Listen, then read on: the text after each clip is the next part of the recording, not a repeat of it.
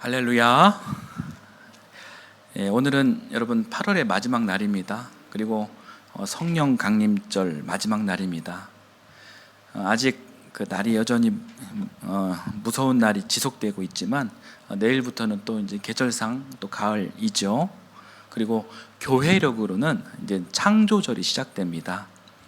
이 창조절은 피조물인 사람이 하나님의 창조 섭리를 돌아보고 기억하고 그리고 더 나아가서는 보존을 결단하기 위해 주어지는 절기입니다. 굉장히 중요한 절기죠. 더군다나 우리가 지금 살고 있는 오늘은 기후 변화의 시대를 넘어 이 기후 위기의 시대가 되었고, 또 이 기후 위기를 넘어 기후 재난을 지금 마주하고 있습니다. 그러니까 인류는 대책을 세워야 합니다. 그리고 교회는 이 하나님 창조 질서 보존을 위해 기도해야 하고, 어느 누구보다 기후 위기, 기후 재난 앞에 겸손해야 하며 이 회복을 위해서 가장 앞장서 실천해야 합니다. 하나님 창조 질서가 무엇인지 깨닫고 알고, 그동안 쉴 새 없이 추구해온 인간의 탐욕을 교회가 먼저 회개해야 합니다. 따라서 내일부터 시작되는 이 창조절이 오늘을 살고 있는 우리들에게 더욱 의미가 있고 귀한 절기가 되는 것입니다.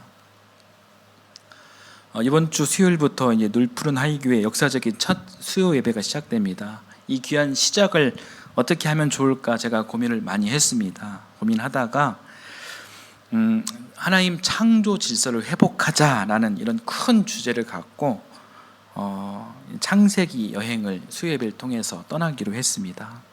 그러니까 주일은 우리가 이제 지난주까지 해왔던 신약 요한복음 여행을 하고, 또 수요일은 구약 이제 창세기 여행을 하려고 합니다. 균형 있는 몸이 건강한 몸이고, 또 균형 있는 음식이 건강한 음식이듯이 균형 있는 신구약 말씀을 통해 우리 교회가 이제 건강한 그런 말씀 공동체가 되기를 소망합니다. 여러분, 늘푸른 하이교회 첫 수요 예배를 여러분 기억하시고 시간 내셔서 자리를 지켜주시길 바랍니다.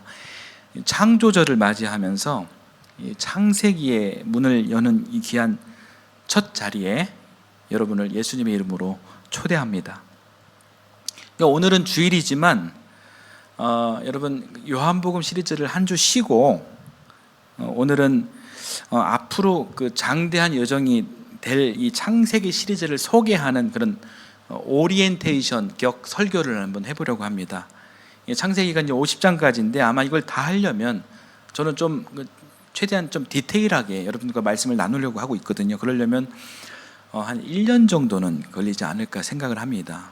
그래서 오늘은 이 장대한 이 창세기 여행, 이 여정의 첫 시간으로서 이 창세기에 대한 이해를 돕는 그런 설교를 한번 해보도록 하겠습니다. 바로 시작하겠습니다. 창세기를 여러분 잘 이해하기 위해서는 여러분 두 가지 포인트를 기억해야 합니다. 화면 저를 보여주십시오.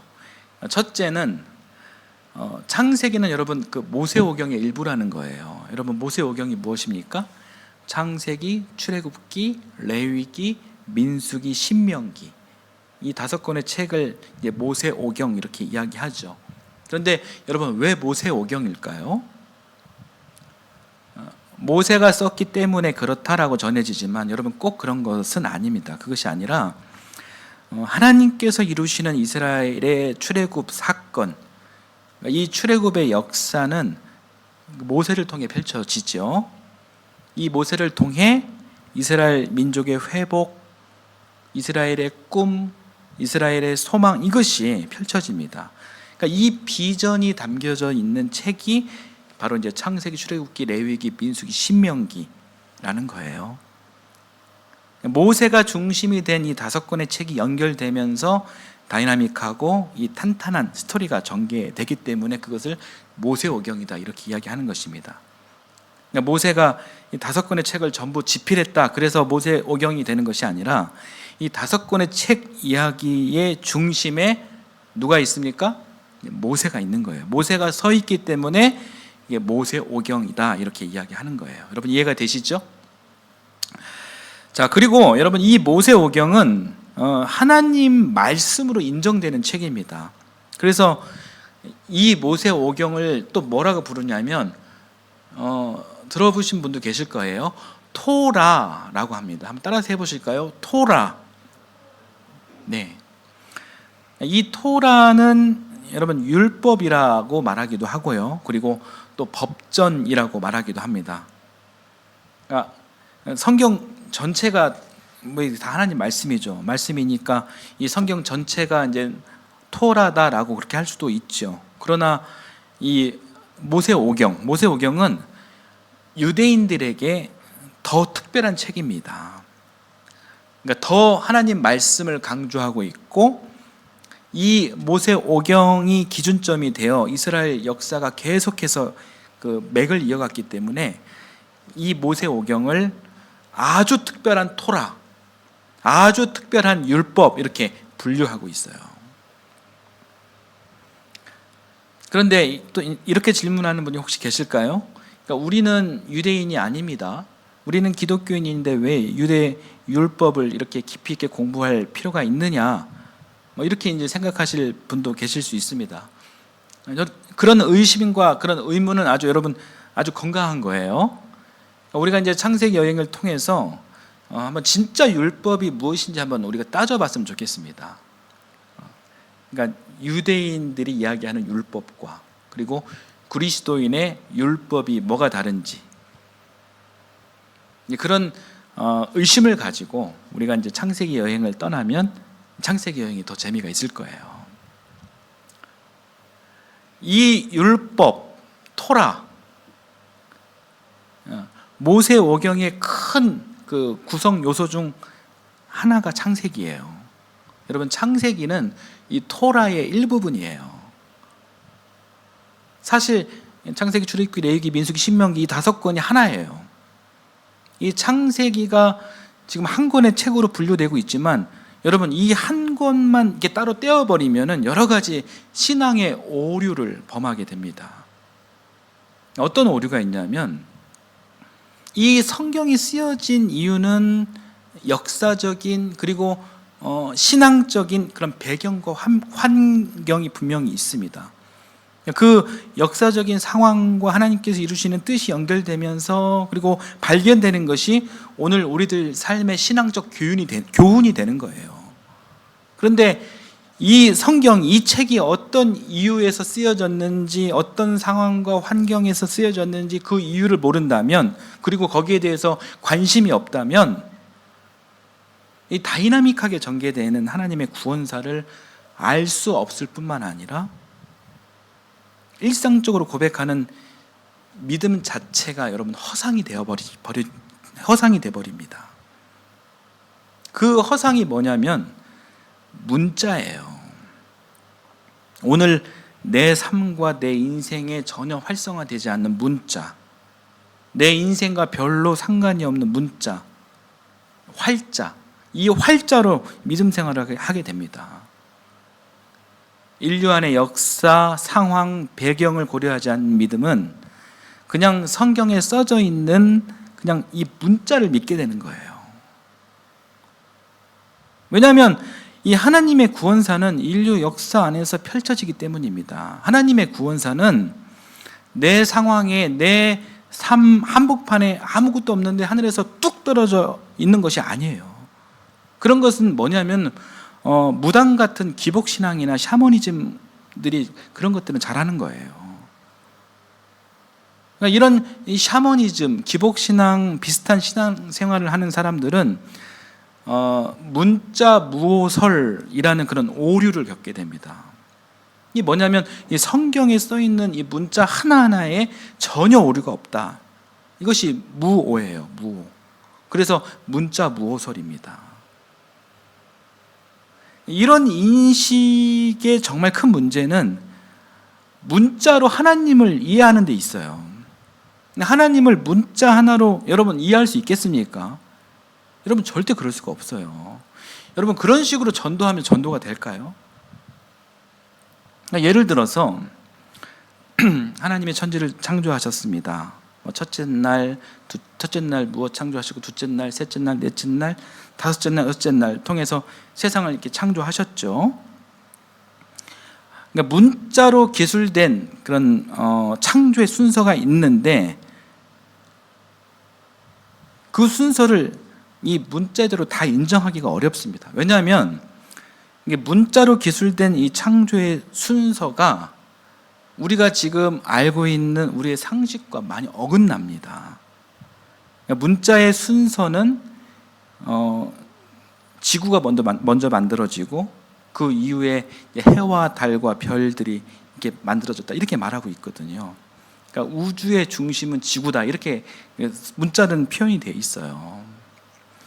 그러니까 지구를 중심으로 우주가 만들어진 것입니다. 마치 이 지구 중심으로 우주가 돌고 있다라는 그 천동설과 같은 이야기예요.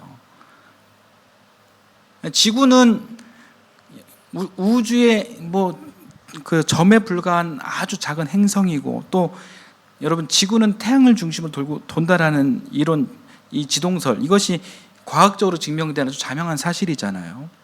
그런데 어떻게 지구가 태양보다 먼저 있다는 이야기를, 그런 이야기를 현대 문명을 사는 오늘 우리가 믿을 수 있을까요?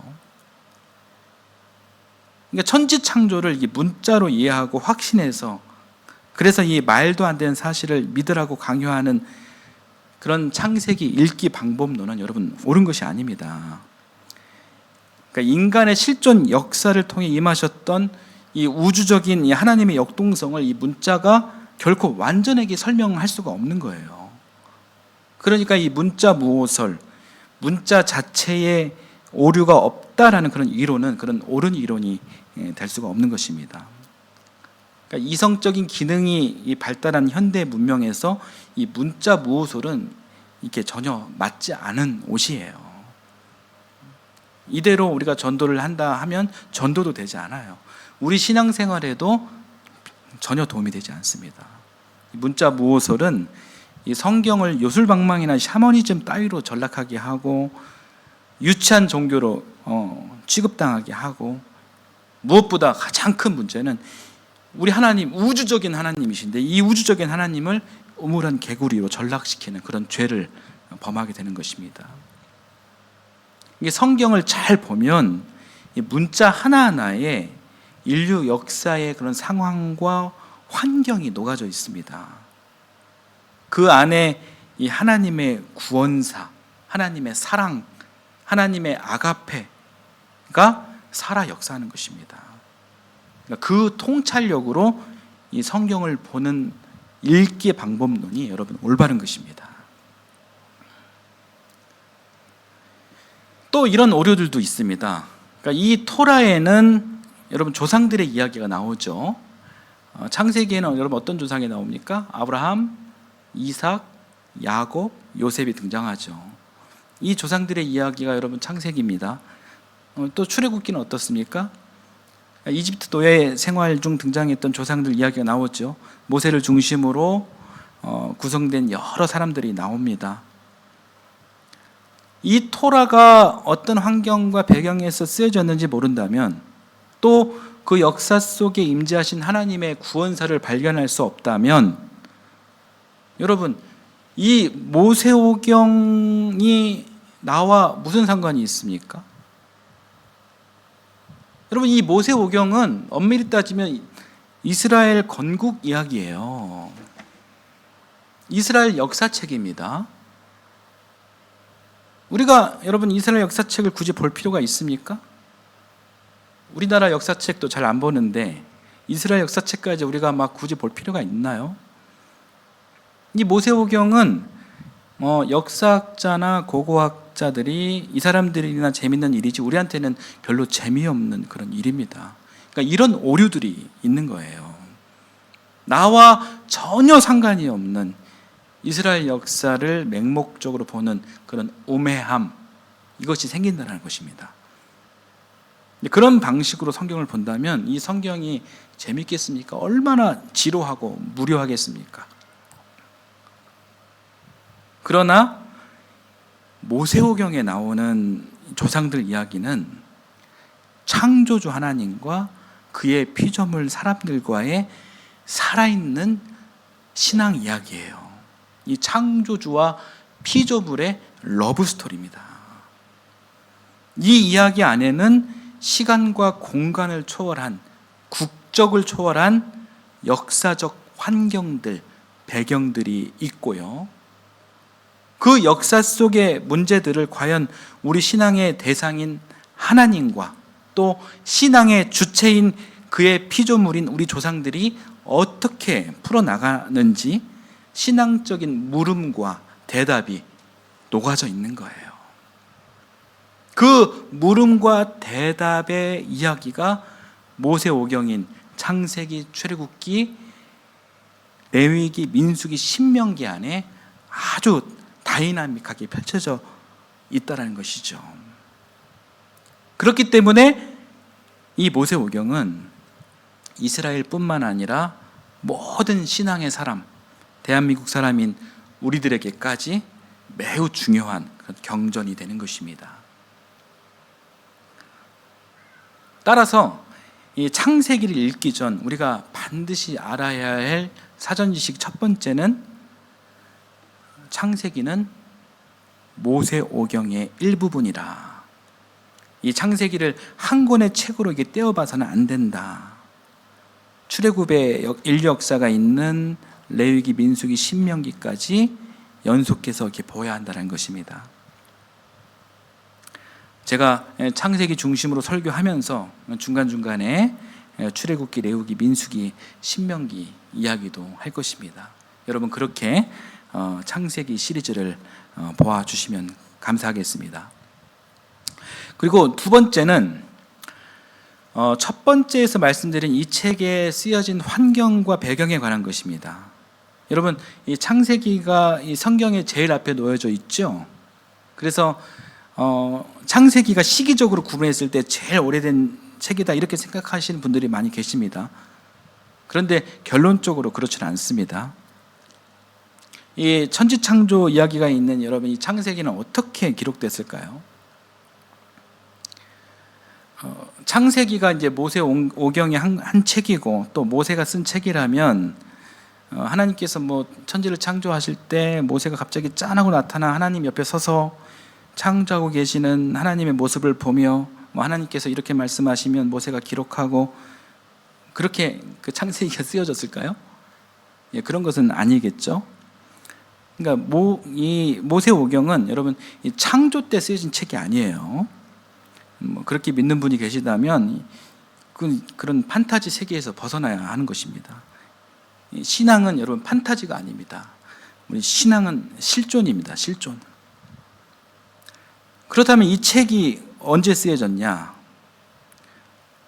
저를 한번 따라서 해보시겠습니까? 포로기. 예. 바빌론 제국 포로기 때예요. 우리가 잘 아는 눈물의 선지자 예레미야가 이스라엘 백성에게 회개하라고 눈물로 이렇게 호소했다고 했죠. 그때가 언제냐면 이 바빌론 포로기를 앞두고 그랬습니다. 회개하지 않으면 바빌론 제국에 의해 이스라엘은 멸망한다 그렇게 예언했습니다. 그러나 여러분 결과가 어땠습니까?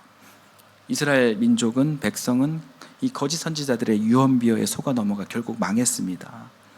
그리고 바빌론은 이스라엘 민족 정체성의 상징인 이 성전을 불지르고 초토화시켰어요. 또 이 백성들에게 존경받고 있던 신앙의 지도자들의 손발을 묶고 짐승을 끌고 가듯 그렇게 끌고 갔습니다. 그 모습을 백성들이 다 봤어요. 이스라엘 백성들의 심정이 어땠을까요, 여러분? 그 장면을 목격하면서 침통하겠죠. 아니 어떻게 우리가 그동안 믿었던 하나님이 저렇게 쉽게 무너질 수 있지? 아무리 바벨론 제국이 힘센 제국이라 할지라도 전지전능하신 하나님께서 저들의 공격에 저렇게 맥없이 쓰러질 수 있을까?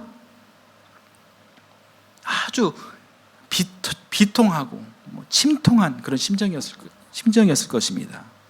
이때 이제 우리가 또 잘 아는 에스겔의 환상도 이때 등장하는 거예요. 마른 뼈 환상. 육체적으로 신앙적으로 더 이상 희망할 수 없는, 회생할 수 없는 그런 상태를 상징한 그 환상이 에스겔의 환상이죠. 이스라엘의 처절한 시절이 바로 바빌론 제국의 포로기였습니다. 바빌론은 오늘날 이라크 땅이에요. 이스라엘은 이라크 땅으로 이렇게 잡혀가서 짧게는 50년, 길게는 70년 동안 이 처참한 비참한 시절을 보냅니다. 도저히 희망할 수 없는, 도저히 회생할 수 없는 그런 참혹한 그런 시절을 보냅니다. 그런데 여러분, 참으로 놀라운 것이 하나 있습니다. 가장 고생스러웠던 이 포로기 시절에 이스라엘은 역사상 가장 창의적이고 훌륭한 일을 해내요. 그 창의력이 만들어낸 작품이 바로 모세오경이었다는 거예요. 이때가 기원전 600년경입니다. 그러니까 창세기가 언제 쓰여졌냐? 태초가 아니고 기원전 600년경이라는 거예요. 지금으로부터 약 2625년 전에 쓰여진 책이 모세오경 창세기입니다. 여러분 오해하지 마십시오. 창세기가 언제 쓰여졌습니까? 이 창세기는 공용시대 이전에 쓰여진 책이 아니에요. 창세기는 태초에, 태초가 언제입니까? 지구 나이가 과학자들이 한 50억 살 이렇게 이야기하는데, 창세기가 50억 년 전, 100억 년 전 이게 쓰여진 책이 아닙니다. 물론 이 태초라는 그런 때가 분명히 있었겠죠. 그런데 이 태초에는 여러분 사람이 없었습니다. 시간과 공간도 없었습니다. 절대자 하나님 창조주만 계셨습니다. 이 태초와 관련해서는 이번 주 수요 첫 예배 때 구체적으로 좀 말씀을 드리겠습니다. 그러니까 오늘 우리가 알아야 할 것은 창세기는 태초에 쓰여진 것이 아니다. 언제 쓰여졌냐? 기원전 600년경 바빌론 제국 포로기에 쓰여졌다라는 이 사실을 여러분 우리가 창세기 여행을 하기 전에 여러분 먼저 기억해 두시길 바랍니다. 자, 그러면 이 복잡하고 이 암울한 상황에서 어떻게 이 창세기가 쓰여졌을까요? 구전으로 쓰여졌어요. 그러니까 이스라엘 전통으로 이어지는 구두 전승으로 편집되어 쓰여졌습니다. 그러면 누가 이런 질문도 할 수가 있죠. 아니, 그때는 펜과 종이도 없는데 어떻게 수백 년, 수천 년의 그런 이야기들을 외우고 기억해낼 수 있겠습니까? 이렇게 이야기할 수도 있죠. 근데 저는 그것이 가능하다고 봅니다. 요즘같이 이런 문명시대에는 여러분 기록 저장 매체가 엄청 많죠. 발달해 있죠. 거기에 의존하다 보니 우리 머리의 저장 능력은 예전에 비해서, 옛날에 비해 상당히 떨어질 거예요. 그렇지만 그때는 기록 저장 매체는 오로지 이 기억밖에 없는 거거든요. 그러니 이 기억의 기능이 그 당시에는 발달할 수밖에 없었습니다. 그리고 이들이 무엇을 기억해야 하냐면은 자기 정체성인 역사와 전통을 기억하는 그런 굉장히 귀한 일이었어요. 그렇기 때문에 이 바빌론 그렇기 때문에 이 1200년 전 그런 이야기, 그러니까 아브라함 시대가 BC 1800년에서 1500년 정도거든요. 그리고 바빌론 포로기가 이제 BC 600년경 되니까 이 바빌론 포로기와 아브라함 시대는 약 1200년의 차이가 있어요. 그러니까 여튼간에 이 청동기 시대 이야기나 그리고 그 이전 고대 시대 문명 이야기들을 당시 사람들은 기억과 구전의 방법으로 충분히 구현해낼 수 있었으리라 봅니다. 이렇게 입과 입으로 전승된 이 구전으로 연결된 이야기들을 총 집대성하여 완성한 책이 바로 모세오경이라는 거예요. 그렇다면 왜 이스라엘 사람들은 이게 가만히 있어도 지금 괴롭고 힘든 그런 포로기 시절인데 그럼에도 왜 이 모세오경을 집대성하게 되었을까요? 포로기 이전 이스라엘은 여러분 성전 중심의 제사를 드렸습니다. 포로기 이전은 우리가 잘 아는 다윗 솔로몬 시대거든요. 그때가 이스라엘의 아주 황금기였습니다. 이 다윗 솔로몬은 도시와 지방에 이 거대한 성전을 건축해 그 성전에 하나님을 모셔두고 예배하는 그런 전통을 만들었습니다. 그런데 이 다윗 솔로몬 이후 사람들이 인본주의 탐욕에 찌들고 또 우상 숭배를 하면서 이 지방의 성전이 하나씩 없어지기 시작하더니 결국 도시의 예루살렘 성전 하나만 남게 됩니다. 이 솔로몬 시대에 만들어진 유일하게 하나 남은 그 성전마저 이 바빌론 제국에 의해서 처참하게 무너졌습니다. 그래서 이스라엘 백성들은 굉장히 큰 충격을 받았습니다.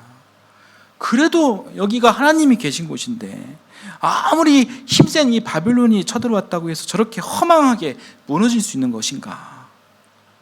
이 허망함, 이 허탈함 속에 이스라엘 사람들은 이 신앙생활 자체가 지금 불가능해진 거예요. 이거는 이 성전 중심의 제사에서 나오는 한계입니다.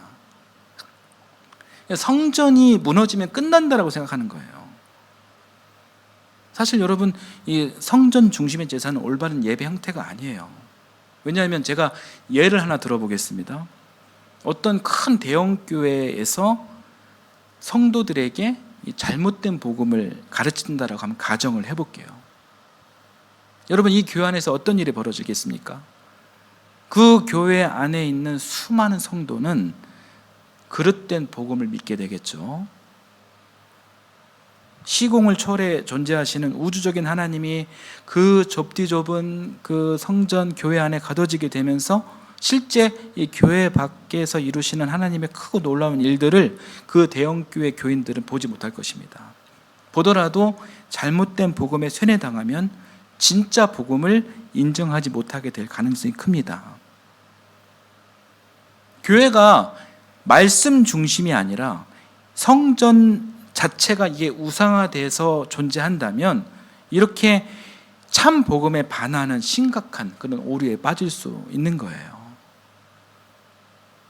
그런데 그렇게 자기가 우상화했던 그 성전이 이 바벨탑 무너지듯이 와르르 이렇게 무너져 버린다면 여러분, 이 성도들의 마음이 어떨까요? 이 상실감이 대단히 클 겁니다. 쉽게 회복이 안 됩니다. 성전 중심의 제사, 성전 중심의 예배라는 것에 한계가 이렇게 있는 것입니다. 오늘 우리가 말씀을 통해 본 바빌론 제국 시대의 포로기에 이스라엘 상황이 바로 이제 그런 상황인 거예요. 하나밖에 남지 않은 예루살렘 성전도 불타버린 것입니다. 이제 더 이상 희망을 써나갈 수가 없는 거예요. 그렇지만 여러분, 이 한계를 극복해야죠. 바빌론 포로기에 이스라엘은 정말 힘들었지만 그래도 다시 일어서야 되겠다 다짐하게 되었습니다. 그러기 위해서는 새로운 인식의 전환이 필요했습니다. 성전 무너진 것에 더 이상 가슴 아파하고 절망하지 않을 수 있는 새로운 솔루션이 필요했습니다. 그래서 이스라엘 민족의 이 사려 깊은 지도자들은 기억해내는 거예요. 무엇을 기억했냐면 신앙의 조상 사무엘이 이야기한 순종이 제사보다 낫다라는 그런 이야기를 기억해냅니다. 성전이 없어졌다고 절망하지 말자. 성전 안에만 하나님이 계시냐?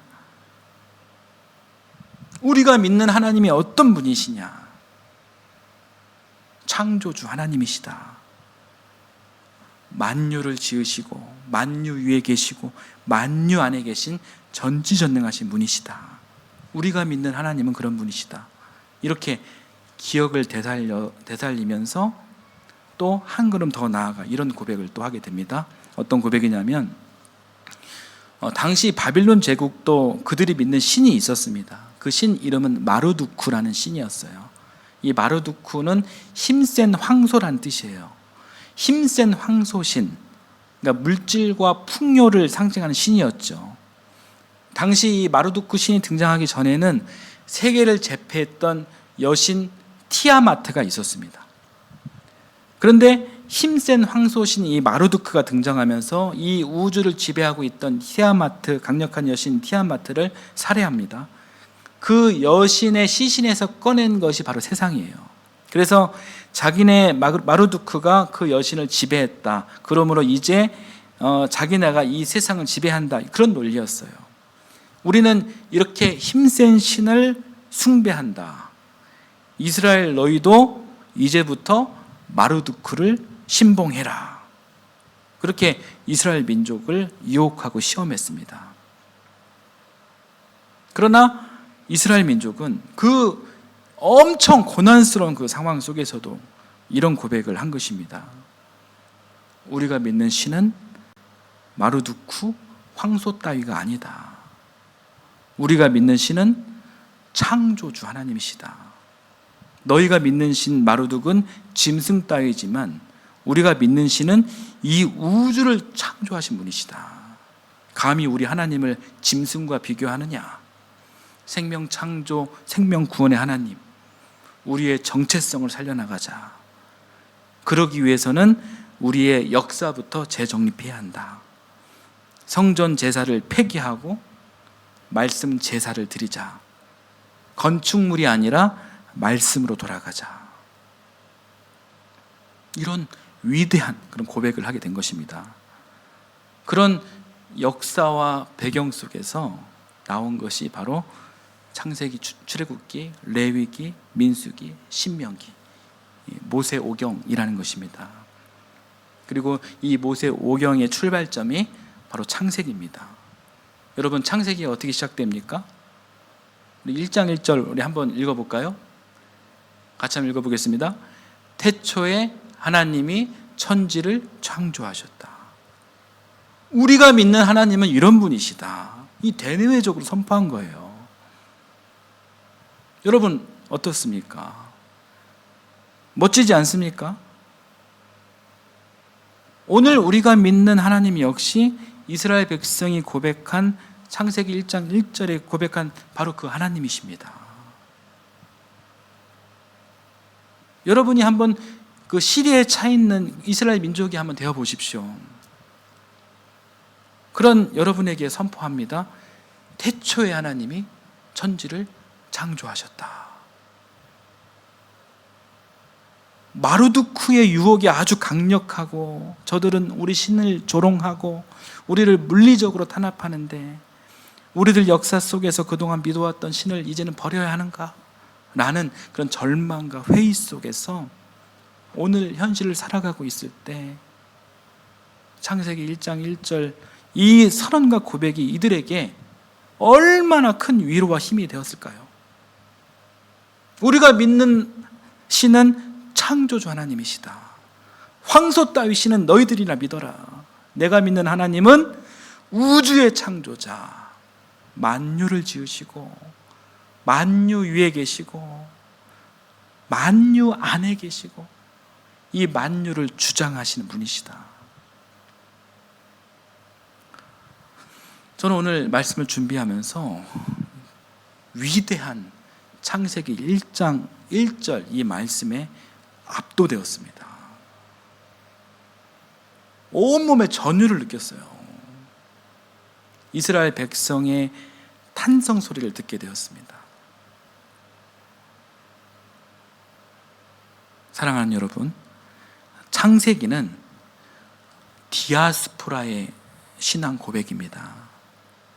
이 디아스포라는 민들레 씨앗이 흩어지듯이 당시 이 바빌론 제국 폭력에 의해 뿔뿔이 흩어져 있던 자기 정체성과 고향을 빼앗겨 사는 게 사는 것이 아닌 사람들, 그렇게 위축되어 사는 유대인들을 가리켜 여러분 디아스포라라고 합니다. 언제쯤 내가 고향으로 돌아갈 수 있을까? 언제쯤 내 신앙이 회복될 수 있을까? 이런 간절한 마음을 담고 살아가는 이스라엘 민족, 이스라엘 백성의 꿈과 희망을 담아서 만들어진 책이 바로 모세오경인 것이고 그 출발점이 되는 책이 바로 태초에 하나님이 천지를 창조하셨다. 창세기인 것입니다. 자, 오늘 말씀을 정리하겠습니다. 오늘부터 시작해서 매주 수요일마다 여러분 창세기 여행이라는 이런 장엄한 그런 긴 여정을 떠날 것입니다. 떠나기 전에 우리가 반드시 알아야 할 사전 지식 두 가지가 있습니다. 제가 주보 비전 메시지에도 잘 요약해 놨습니다. 하나는 창세기는 모세오경의 일부라는 것이고요. 그리고 다른 하나는 디아스포라의 신앙 고백이라는 것입니다. 방금 제가 말씀드린 두 가지 관점으로 말씀 연구가 될 것이고 또 말씀이 선포될 것입니다. 여러분도 그 관점에서 말씀을 여러분 기대하시길 바랍니다. 그 관점에서 여러분 창세기를 읽어주십시오. 창세기 여행을 하면서 놀푸른 하이교회 역사적인 첫 수요 예배, 앞으로 계속될 수요 예배가 여러분 결코 가볍지 않을 것입니다. 우리 교회 아직 작은 교회지만 우리 교회 수요 예배 자리에서 여러분과 그리고 앞으로 우리 교회에 나오실 많은 분의 신앙의 뼈대가 될 위대한 주님의 말씀이 선포될 것입니다. 수요 예배를 귀하게 여기실 여러분을 기대합니다. 자, 오늘 말씀을 생각하면서 우리 함께 찬양하겠습니다. 주 하나님 지으신 모든 세계.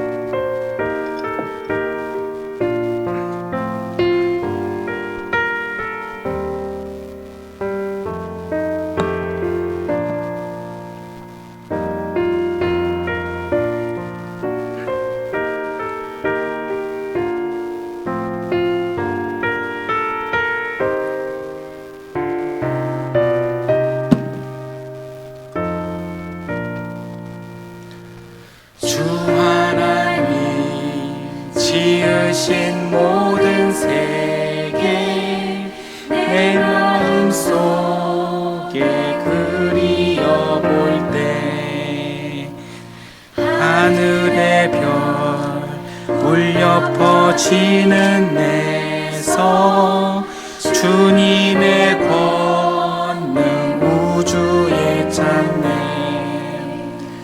주님의 하심을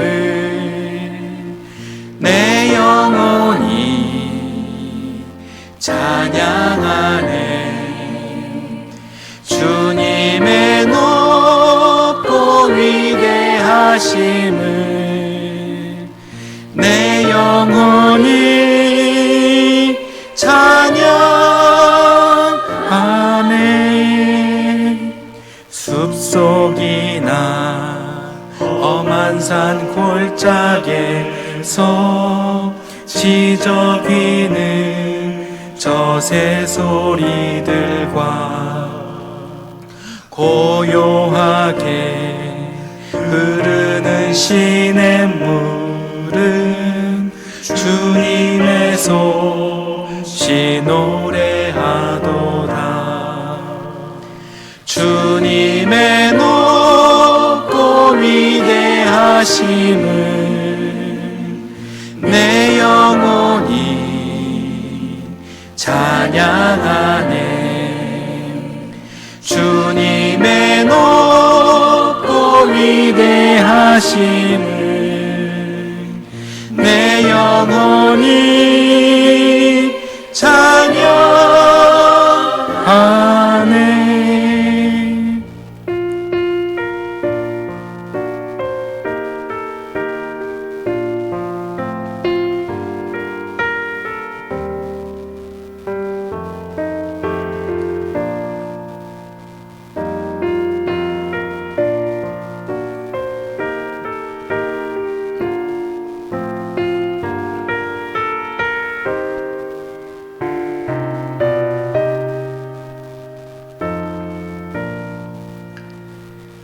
주 하나님 독생자 아낌없이 우리를 위해 보내주셨네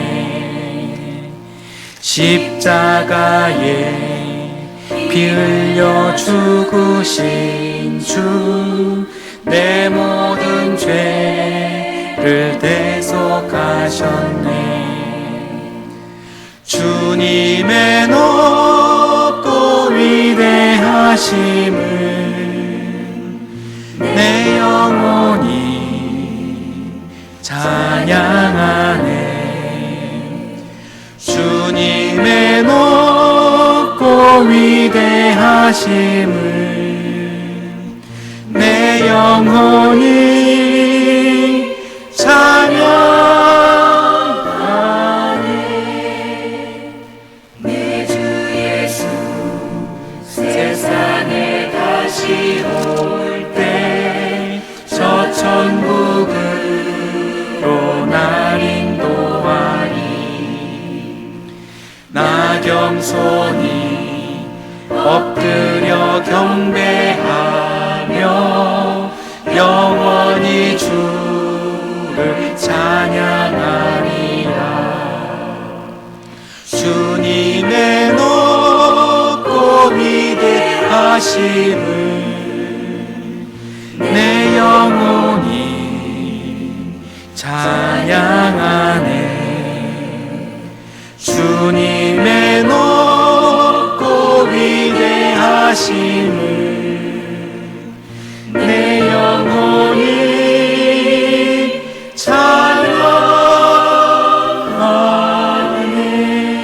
찬양하네.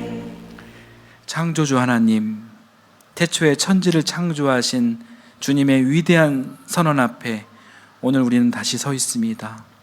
혼돈 속에서 질서를 세우시고 절망 속에서 희망을 주시는 주님의 위대한 그 말씀을 붙잡습니다. 바빌론 포로기처럼 신앙이 흔들리고 삶이 무너지는 상황 속에서도 태초에 하나님이 천지를 창조하셨다는 이 위대한 고백을, 선언을 잊지 않게 하옵소서.